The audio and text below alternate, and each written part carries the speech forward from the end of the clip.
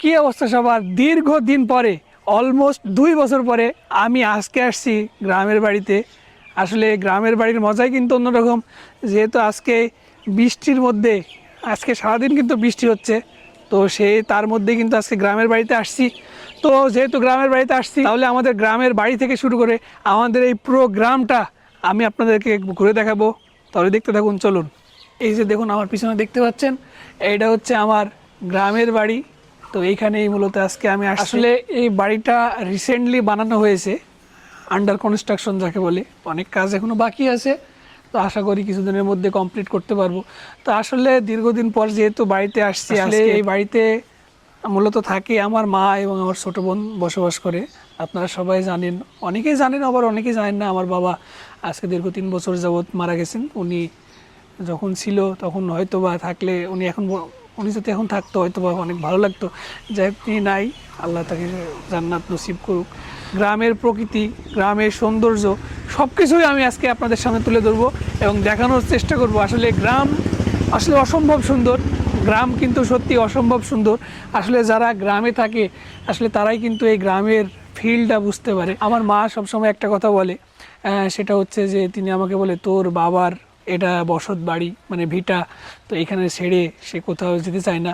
হয়তো আমার মা ঢাকাতে যায় একদিন বা 2 দিন আমার বাসাতে থাকে। থাকার পরে সেখান থেকে আবার চলে আসে।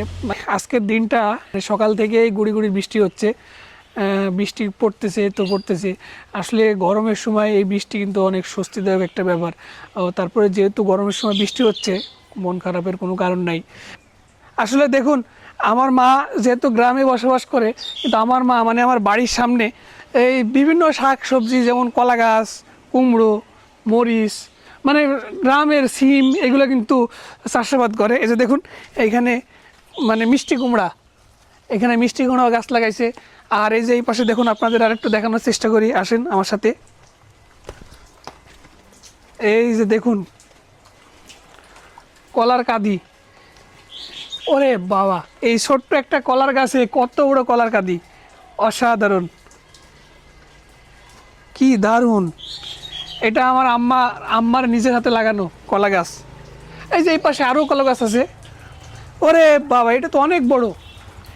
এই দেখুন, এটা কি বিশাল বিশাল বড় কলার গাছ!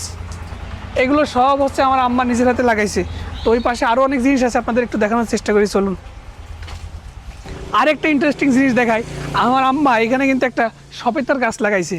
এই যে দেখুন, কি সুন্দর, অসাধারণ সবেতার গাছ।